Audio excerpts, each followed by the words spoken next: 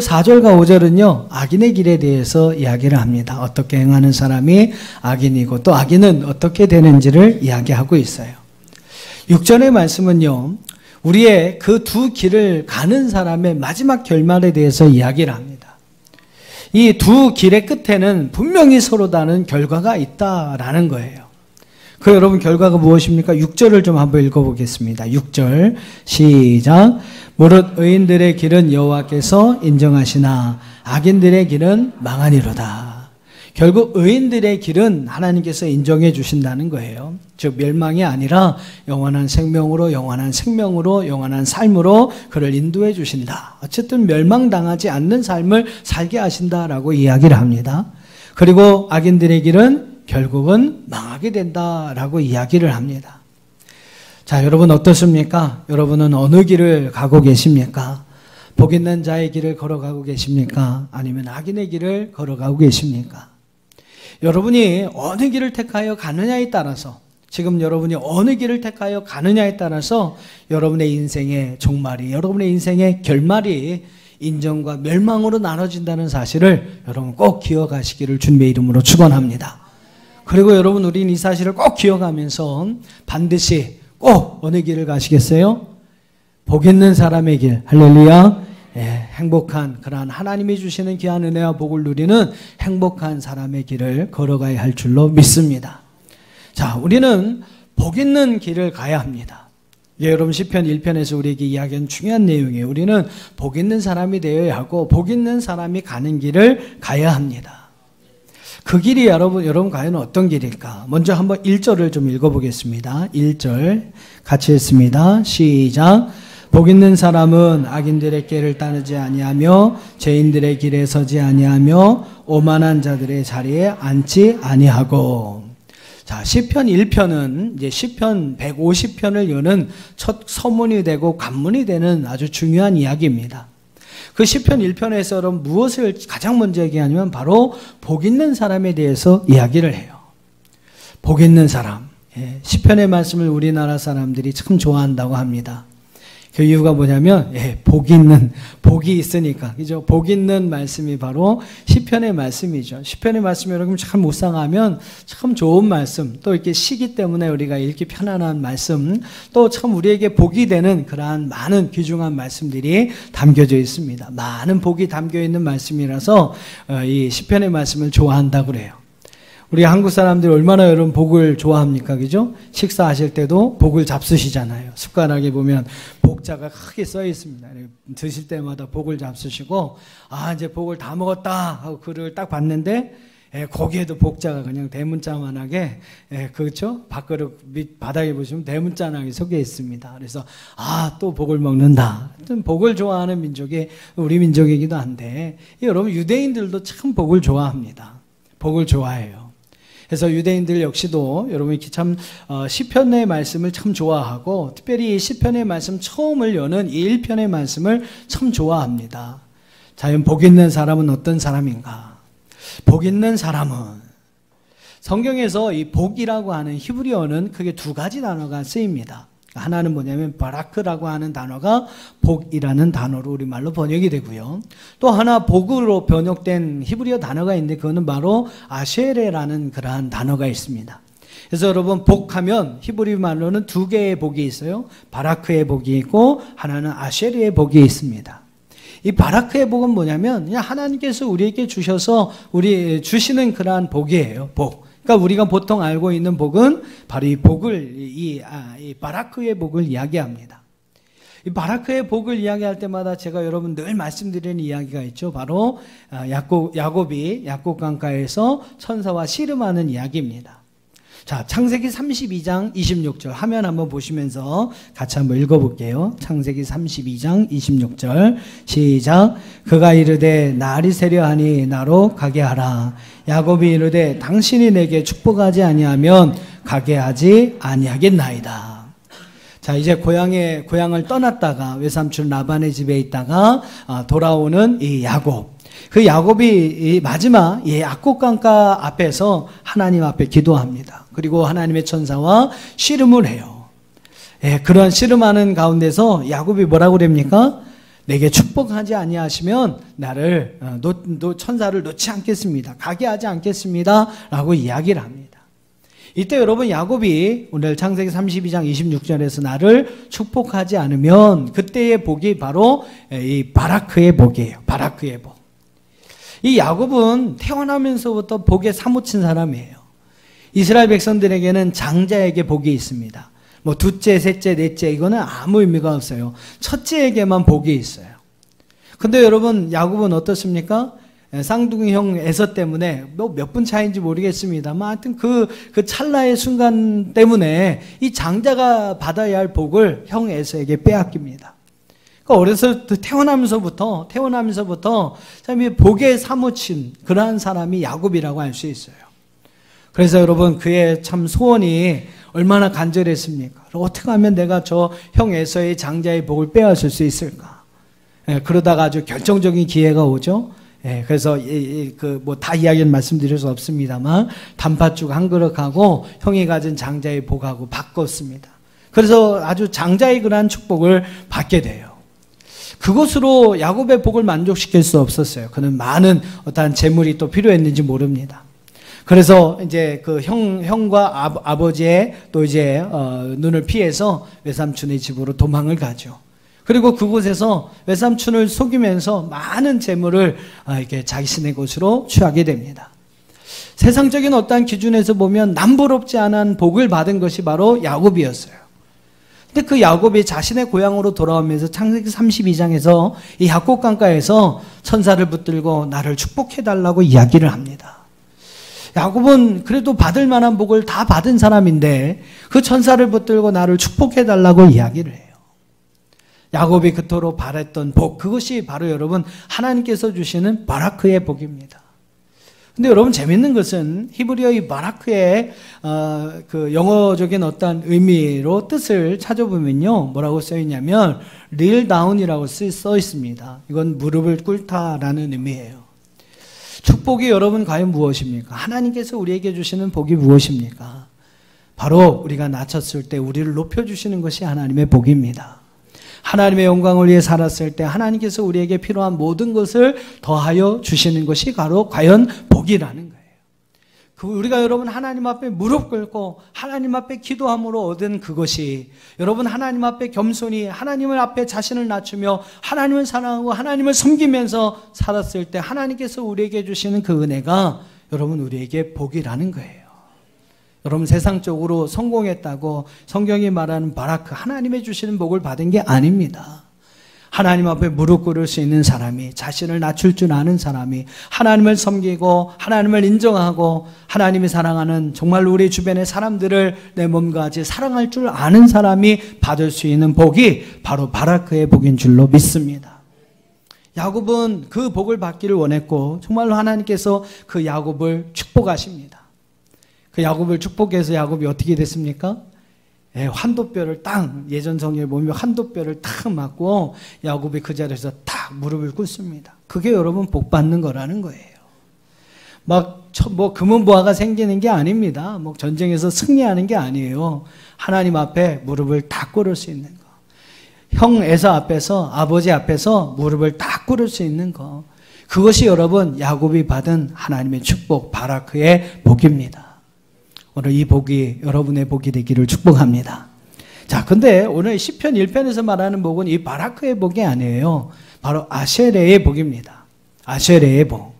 이 아쉐레의 복을 조금 이렇게 바라크의 복과 좀 의미를 달리해서 그 의미를 이야기한다면 이렇게 이야기할 수 있어요. 하나님으로부터 받은 바를 누리는 것. 하나님으로부터 받은 것을 제대로 잘 활용하고 제대로 잘 누리면서 사는 것, 이것을 가리켜서 아쉐레의 복이라고 말할 수 있습니다. 그래서 오늘 이 우리말 성경으로는 개역 개정판 성경에서는 복 있는 사람은 이라고 나왔는데 이제 다른 번역서 몇 개의 성경을 보면 행복한 사람은 이렇게 나와 있어요. 그래서 저도 이제 여러분 오늘 제목을 복 있는 사람은 이렇게 안 하고 행복한 사람은 이라고 했습니다. 왜냐하면 여기서 말하는 복이 아쉐레의 복이에요. 아쉐레의 복은 뭐냐면 하나님으로부터 받은 것을 제대로 잘 누리고 살아가는 것. 그래서 여러분 행복한 인생을 살아가는 것, 그것이 바로 아셔레의 복이라는 겁니다. 여러분, 하나님이 아무리 많은 것을 주셔도 그것을 자신의 것으로 받아 누리지 못한다면, 또한 하나님이 주신 것을 자신의 것으로 유익하게 활용하지 못하고 쓰이지 못한다면 그것은 복이 아니죠. 그건 저주가 될 수 있는 것입니다. 여러분, 아무리 좋은 것을 많이 받으면 뭐합니까? 그것으로 인해서 여러분 제대로 잘 선용하지 못하고 그것을 잘 활용하지 못하고 아름다운 것으로 누리지 못한다면 그것은 여러분의 것이 아니 된다는 것입니다. 복은요, 받는 것보다 누리는 것이 더 필요합니다. 누리는 것이 여러분 중요해요. 하나님이 주신 복을 자신의 것으로 제대로 잘 누릴 수 있는 사람, 하나님이 주신 복을 제대로 하나님의 영광을 위해 활용할 수 있는 사람, 그 사람이 바로 행복한 사람이고요, 그러한 복을 받은 사람이 아셔레의 복을 받은 사람인 줄로 믿습니다. 오늘 저는 여러분에게 이 아셔레의 복도 있기를 주의 이름으로 축원합니다. 바라크로서 하나님께서 우리에게 주신 그 복을 여러분의 삶 가운데 아셔레의 복으로 잘 누리고 살아가는 그런 행복한 성도들이 다 되시기를 주님의 이름으로 축원합니다. 자, 하나님이 주시는 복을 우리가 이렇게 마음껏 누릴 수 있는, 제대로 누릴 수 있는 행복한 사람이 되기 위해서는 여러분, 우리가 어떤 삶을 살아가야 할까요? 자, 여러분, 오늘 시편 1편 1절과 2절 말씀은요, 정말로 중요한 말씀입니다. 시편의 저자는 시편 1편부터 시편 150편까지 놀라운 하나님의 그러한 복에 관한 말씀, 축복에 관한 말씀들을 기록하고 있어요. 그리고 여러분, 이 시편을 여는 첫 마디에 1절과 2절에서 그 시편의 말씀 속에 담겨있는 모든 복을 누릴 수 있는 비결을 우리에게 설명하는데, 그것이 바로 여러분 시편 1편 1절과 2절의 말씀이에요. 시편 안에 여러분 기록되어 있는 150편까지 시편까지 기록되어 있는 모든 말씀의 복을 바로 여러분이 제대로 잘 누리고 살아갈 수 있는 비결이 바로 시편 1편 1절과 2절의 말씀에 있는 줄로 믿습니다. 자, 1절과 2절의 말씀을 한번 보세요. 거기에서는 크게 두 가지를 우리에게 이야기합니다. 우리가 어떻게 하나님이 주시는 그러한 복을 제대로 잘 누리며 행복한 인생을 행복한 사람으로 살아갈 수 있을까? 자, 먼저 1절을 같이 한번 읽어보겠습니다. 1절 시작.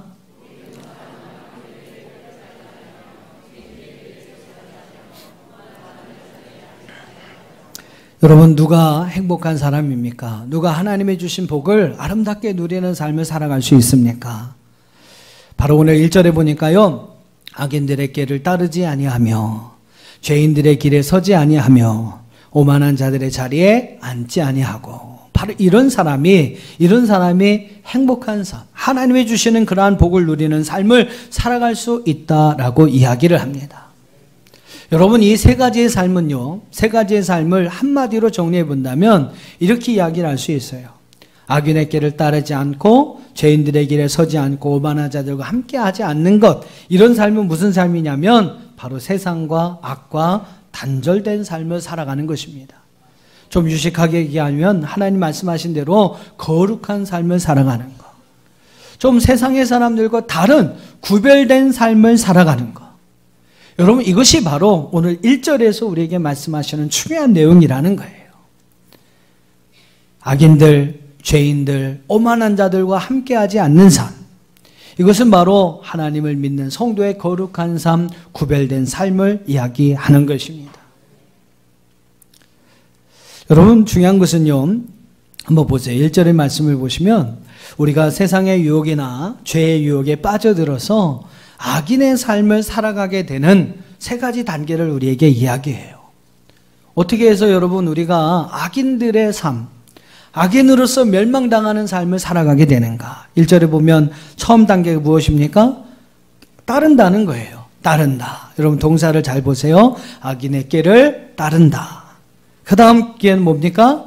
선다. 어디에서요? 죄인의 길에 선다. 그 다음 세 번째는 앉는다. 어디에 앉아요? 오만한 자들의 자리에 앉는다 라고 이야기를 합니다. 여러분 이 세 개의 동사를 잘 기억하세요. 따라해 보실까요? 따르다, 서다, 앉다. 저는 이것을 죄악의 점진성이라고 보통 이야기를 합니다. 우리가 어때요? 그냥 멋 모르고 따라가다 보면, 그쵸? 예, 친구도 그냥 처음에는 뭐 그냥 별 나쁜 놈 아닌지 알고 같이 친구하고 따라가다 보는데 나중에 그 친구가 잘못되면 덩달아 같이 잘못 따라가서 잘못되는 겁니다. 그냥 멋 모르고 따라가다 보면 거기에 언젠가 같이 서 있게 되는 거예요. 그러다 보면 또 어떻게 됩니까? 그 친구와 눌러 앉게 되는 거죠. 교제하게 되는 겁니다. 여러분 잘 생각해 보세요. 아예 따르지 말아야지. 그렇죠? 아예 생각도 말아야지. 쟤는 그 모양이라도 버리라고 성경은 말씀한 이유가 여러분 분명히 있어요. 아예 여러분 생각도 말고 그냥 따라가지도 말고 따라하지도 말고요. 그러라는 거예요. 아예 그 죄의 모양이라도 담지 말고 흉내내지 말아라. 왜냐하면 따르기를 시작하면 결국은 같이 쫓아가다가 그 자리에 같이 서게 된다는 거예요. 그러다 보면 아예 또 그 자리에 눌러서 빠져나올 수 없는 그러한 과정 단계에 되어진다. 그리고 결국은 악인으로서 멸망을 당할 수밖에 없다는 것을 이야기합니다. 사단이요, 우리를 유혹할 때, 하나님을 믿는 믿음의 성도들을 유혹할 때, 아니면 세상의 사람들을 유혹할 때에 즐겨 사용하는 4가지의 말이 있다고 합니다. 첫 번째는 따라해 보실까요? 이 정도는 괜찮지. 예, 이 정도는 괜찮지. 이 정도는 괜찮지. 이게 여러분 사단이 우리를 유혹할 때 사용하는 말이라는 거예요. 에이, 뭐 그 정도 괜찮아. 그 정도 사람은 누구나 잘못할 수 있고 누구나 실수할 수 있어. 그 정도는 괜찮아. 근데 여러분 아니죠. 바늘도둑이 소도둑 되는 것입니다. 큰 물고기도요, 조금만 작은 미끼에 걸려서 여러분 낚아지는 거 아닙니까? 마귀는 그래서 우리를 유혹해. 아이, 이 정도쯤이야. 이 정도는 괜찮아. 이 정도는 괜찮아. 두 번째 말은 한번 따라해 보실까요? 딱 한 번인데 뭘. 다시 한번 딱 한 번인데 뭘. 예, 사단이 우리를 유혹하는 말이라는 거예요. 딱 한 번인데 뭐, 야, 괜찮아. 다음에 안 하면 되지. 그냥 지금은 필요하니까, 아이, 괜찮아. 지금은 내가 이 상황이 이러니까 할 수 없어. 딱 한 번만 하자. 딱 한 번만. 근데 여러분 딱 한 번이 됩니까? 예, 딱 한 번 하면 2번, 3번은요, 쉬운 거예요. 두 번째는 피할 수도 없는 거예요. 야, 너 전에 그래 했는데 뭘 또 그래? 사단이 계속 그렇게 우리를 유혹하는 것입니다. 그래서 딱 한 번을 조심해라. 세 번째는 뭐라고 그랬냐면 따라해 보실까요? 아직 젊은데. 예, 연세 드신 분들도 한번 따라해 보세요. 아직 젊은데. 예, 예, 아직 뭐 요새 뭐 120세 뭐 그죠? 100세 시대를 넘어서 120세를 살아가는데 여러분 80, 90이면 아직 젊으신 겁니다.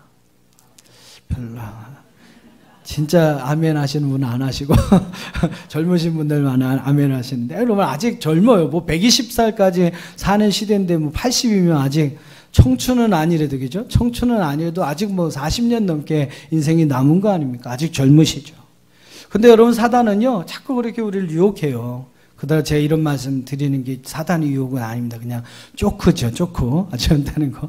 그러니까 뭐냐면 많은 젊은 사람들이 하나님을 믿기를 결심을 합니다. 근데 사단이 속삭여. 야, 네가 지금 교회 가기에는 예수 믿기에는 너무 젊어. 나중에 조금 더 기다리다가 뭐 십자가 우편에서 강도 만난 예수님 우편에 예수님 좌편에 있던 강도는 그죠? 그 자리에서 시인하고 예수 믿고 천국 갔는데 야, 너 아직 지금부터 가서 거기에 얽매일 필요가 없어. 넌 아직 젊잖아. 아직 젊잖아.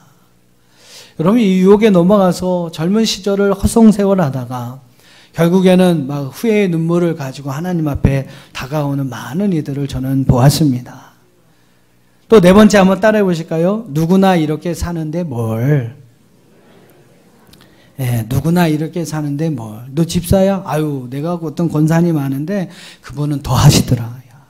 너 이 정도 괜찮아. 이 정도 한 잔, 아이 괜찮아. 뭐 이 정도 하는 거 괜찮아. 절대 뭐 너보다 더한 사람도 있는데 너 이 정도면 양호한 거야. 신앙생활 잘하는 거야. 사단은 여러분 이렇게 우리를 유혹한다는 거예요. 왜 너만 유난맞게 그렇게 믿으려고 그래? 그냥 다른 사람처럼 똑같이 해. 뭐 특별히 뭐 너만 왜 잘 믿으려고 그래? 그냥 똑같이 해. 똑같이. 하지만 여러분 아니잖아요. 하나님은 오늘 말씀에도 그렇지만 우리에게 특별한 삶, 구별된 삶을 분명히 우리에게 요구하고 있습니다. 그리스도인다운 삶, 악을 끊어버리고요. 여러분 세상하고의 어떤 단절을, 선을 그을 수 있는 그러한 구별된 삶을 살 것을 성경은 우리에게 분명하게 말씀하고 있어요. 그리고 그런 삶을 살아가는 사람이 행복한 사람이라고 우리에게 말씀을 하고 있어요.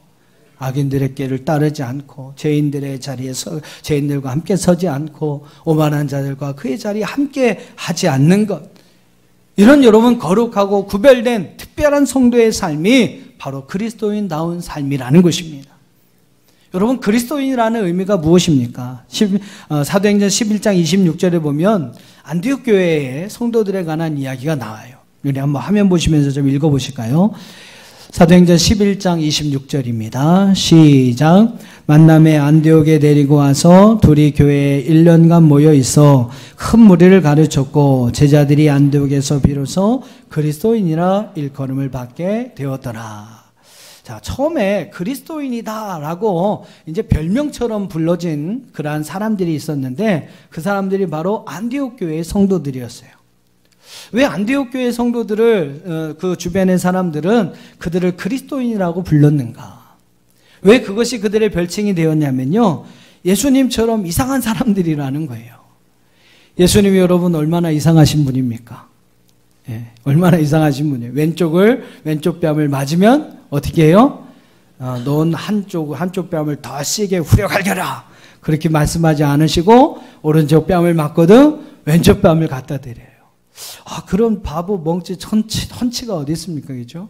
누가 오리 가자고, 나도 힘들어 죽겠는데 누가 오리 가자고 부탁하면 너는 그 친구에게 심리를 같이 동행해 주어라. 누가 겉옷을 벗어달라고 네게 요구하면 너 속옷까지 다 벗어줘라. 그런 바보 멍치 천치가 어디 있습니까? 근데 예수님은 그런 삶을 살아야 한다고 가르쳐줘요. 원수를 사랑하고 너를 박해하는 자를 위하여 기도해 주어라. 그리고 여러분 그런 삶의 모범이 되셨던 분이 바로 예수님이셨습니다. 마지막으로 십자가상에서 자기를 모욕하고 자기의 어떤 수치를 드러내면서 십자가에 못 박힌 그들까지도 사랑하시고 그들을 용서하시지 않습니까? 그런 이상한 교훈을 말씀하시고 또 그 이상한 교훈의 말씀을 실천하며 살아가는 것이 바로 예수님의 모습이었어요.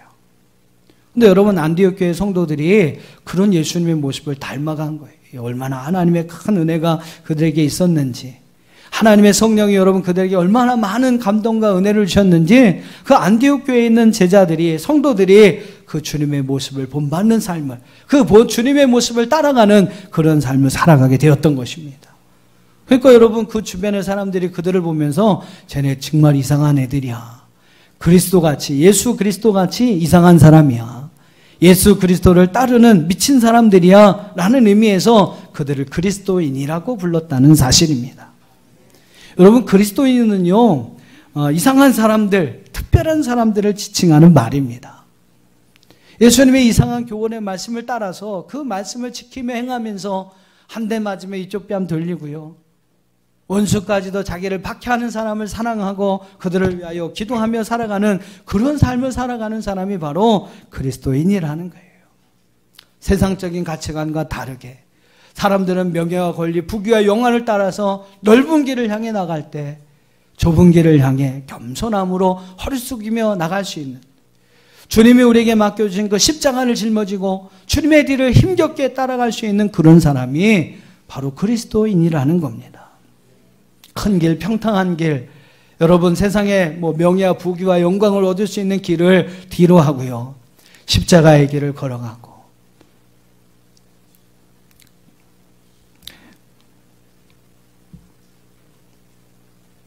여러분 그런 삶을 살아가는 것이 바로 여러분 그리스도인의 삶이라는 것입니다. 우리는 세상에서 그리스도인이 되어야 합니다. 여러분 어떻습니까? 여러분 그리스도인이 맞습니까? 여러분 진짜 그리스도인이십니까? 세상의 사람들이 살아가는 그 모습 그대로 우리가 과연 살아가고 있지 않습니까? 그들과 여러분 무엇이 좀 다르고 무엇이 좀 특별하고 좀 여러분 그들과 다른 무슨 삶, 여러분 어떤 가치관 가지고 여러분의 삶을 살아가고 있습니까? 그것이 여러분 세상 사람들하고 좀 달아야 하지 않을까요? 하나님이 원하시고 하나님이 기뻐하시는 삶, 하나님께서 우리에게 말씀하신 그 삶의 모습을 가지고 우리의 삶을 살아갈 수 있는 것, 그것이 여러분 진정한 그리스도인의 모습이라는 거예요. 하나님 바로 그러한 삶을 살아가는 자에게 오늘 행복한 사람이라고 선포합니다. 그런 사람만이 하나님이 주시는 많은 은혜와 복을 자신의 것으로 제대로 잘 누리며 살아갈 수 있는 사람이 된다고 말씀하고 있어요. 한번 좀 여러분 몸부림쳐 보세요. 좀 세상 사람들하고 다르게, 그들이 추구하는 가치관과 좀 다르게, 이 땅에서가 아니라 여러분 이후에 우리에게 주실 영원한 하나님 나라에 대한 소망을 가지고 그 나라에 대한 여러분 그 소망을 꿈꾸면서 우리의 삶을 살아갈 수 있는 여러분이 한번 되어보시기 바랍니다.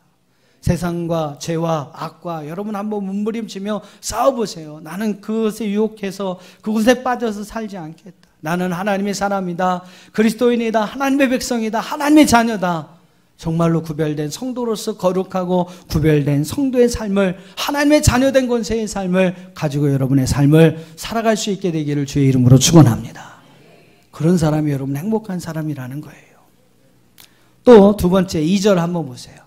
하나님 어떤 사람을 행복한 사람이라고 이야기합니까? 2절 시작.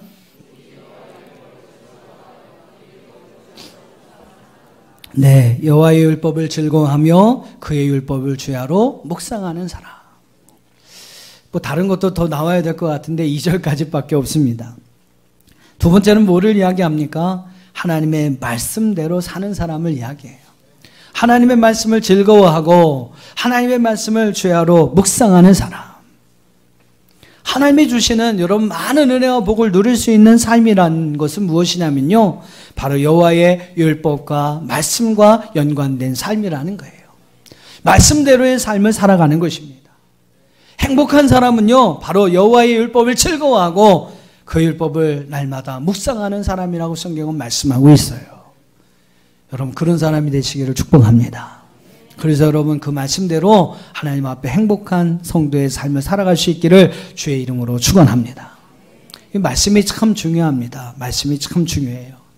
우리는 하나님의 말씀을 통해서 우리의 영적인 상태를 진단해 볼 수가 있어요. 나의 영적인 상태가 어떻게 될까?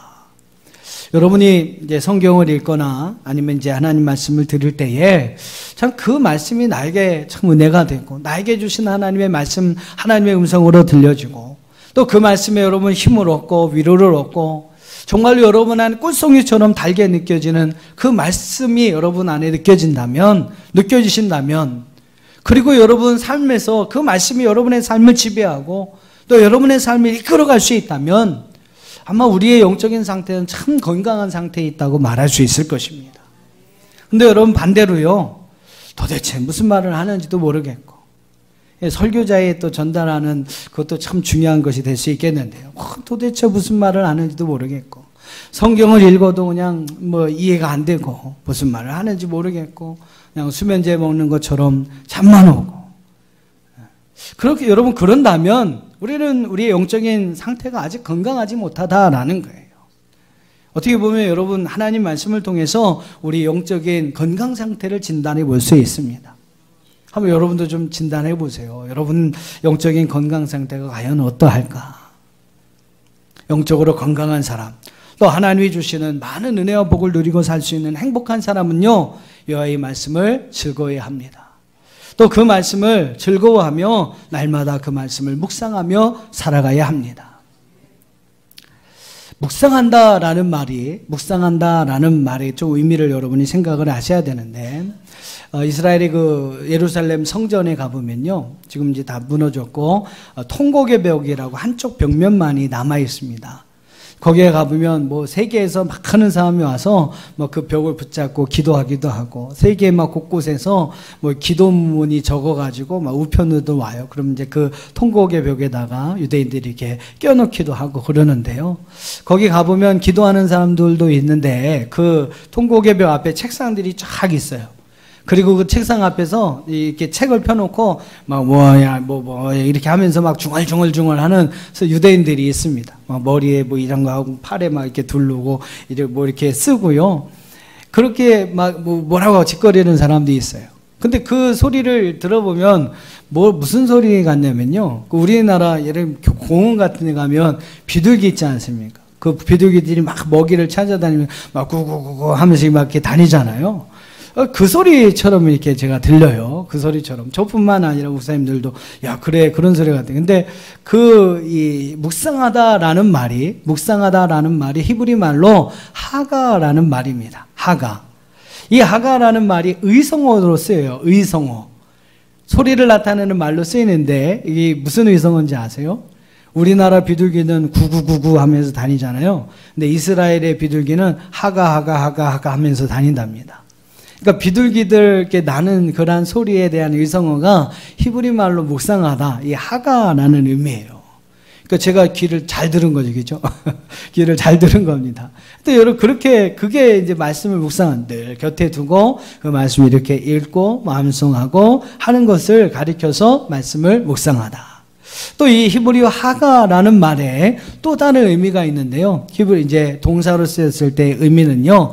연구하다, 연구하다, 공부하다라는 의미를 가지고 있어요. 그러니까 하나님께서 여호와의 말씀을 묵상하라라고 하는 것은 뭐냐면요. 여러분 그 말씀을 참 연구하고 공부하라는 거예요. 그러니까 여러분 저도 목사지만 성경을 읽으면 그 말씀을 다 깨닫지 못합니다.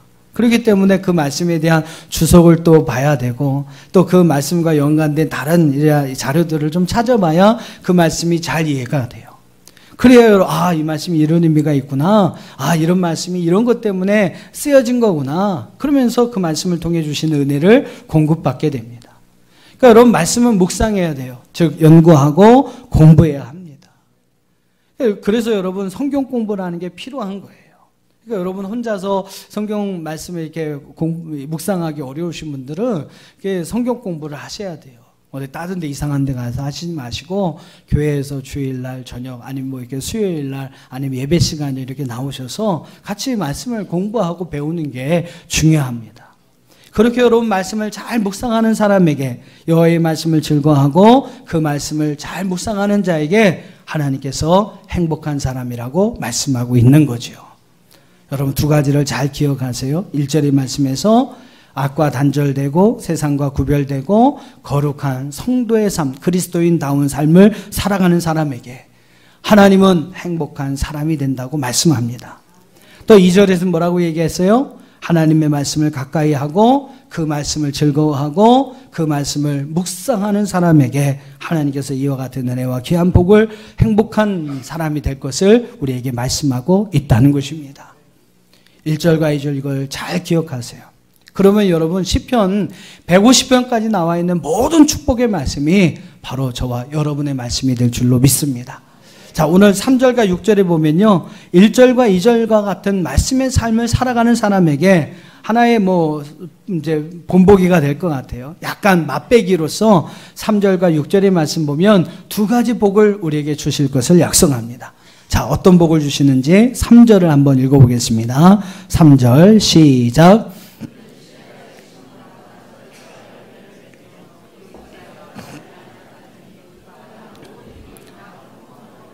네, 여기서 3절에서 중요한 것은 나무가 된다는 겁니다. 나무가 된다. 나무가 되는데 어떤 나무가 됩니까? 저를 따라 열매를 맺는 나무가 된다는 것이고 잎사귀가 마르지 아니하는 나무가 된다는 것이고 또 하나 우리말로는 그가 하는 모든 일이 형통하리라 라고 번역이 되어 있는데 이 형통하다라는 말이 히브리어는 짜라흐예요. 이거는 번성하다, 크다, 잘 성장하다라는 의미를 가지고 있어요. 그러니까 여러분 우리말로 좀 번역이 그런데 좀 언어적인 어떤 표현대로 하면 잘 성장하는 나무가 되게 한다라는 의미입니다. 즉 여러분 오늘 우리에게 하나님께서 어떤 복을 주시냐면 1절과 2절 같은 삶을 살아가는 사람은요 저를 따라 열매를 많이 맺는 나무가 되게 하시고 잎사귀가 마르지 않아 아무리 여러분 가물어도 그 잎사귀가 마르지 아니하는 나무가 되게 하실 것이고 잘 자라나고 잘 성장하여 정말로 필요하고 쓸모있는 나무가 되게 하신다는 것입니다. 이게 여러분 3절 말씀에서 우리에게 이야기하시는 복이에요. 또 6절에서는 어떤 복을 이야기합니까? 6절 읽어보시죠. 시작. 무릇 의인들의 길은 여호와께서 인정하시나 악인들의 길은 망하리로다. 하나님께서 의인으로서 우리를 인정하신다는 겁니다. 여기서 인정하다는 말은 히브리 말로 야다, 즉 알다라는 말이에요. 하나님이 우리를 의인이라고 알아보신다는 거예요. 야, 쟤는 하나님의 백성이야, 하나님의 자녀야, 하나님 앞에 의인이야 라고 우리를 알아보신다는 겁니다. 그리고 우리를 인정하여 우리를 세워주시고 우리를 사용하여 주신다는 거죠. 여러분, 사람 눈에 띄어서 사람이 인정받아도요 높은 자리를 차지합니다. 많은 사람들이 그래도 높은 사람한테 인정받으려고 여러분 여러 가지로 노력하고 있지 않습니까? 사람의 눈에 드는 것도 그만큼 좋은 것이고 중요한 거죠. 그런데 여러분, 하나님의 눈에 드는 거예요. 하나님의 인정을 받는 것입니다. 하나님이 나를 아시고 나를 주목하시고 나를 인정하시는 거예요. 그래서 나를 필요한 곳에 사용하시고 또 나를 통해서 하나님의 이름이 높임을 받게 하시는 것입니다. 바로 여러분, 이것이 우리를 인정하시는 하나님의 축복이라는 거죠. 1절과 2절 같은 말씀을 살아가는 사람에게 여러분 6절 말씀, 3절 말씀과 같은 이러한 아름다운 은혜와 귀한 축복을 주신다고 우리에게 말씀하고 있습니다. 그뿐만이 아니에요. 계속해서 이어서 나오는 시편의 모든 말씀의 복이 바로 그런 사람에게 주어지는 하나님의 복이 되는 줄로 믿습니다. 하나님 많은 은혜와 복을 그에게 주셔서 오늘 아쉐레의 복, 그 하나님이 주신 그 복을 가지고 잘 선용하고 잘 활용해서 그것을 통해서 더 아름다운, 더 행복한 귀한 삶을 살아갈 수 있도록 우리를 축복하시는 하나님이시라는 거죠. 오늘 여러분 다른 건 다 잊어버리셔도 1절과 2절 말씀 꼭 기억하셨으면 좋겠습니다. 그래서 여러분 그 말씀대로 살아서 오늘 시편의 말씀을 통해, 아니요, 성경의 말씀을 통해 우리에게 약속하신 모든 말씀의 복을 다 받아 아름답게 누릴 수 있는 저와 여러분들이 다 되시기를 주님의 이름으로 축원합니다.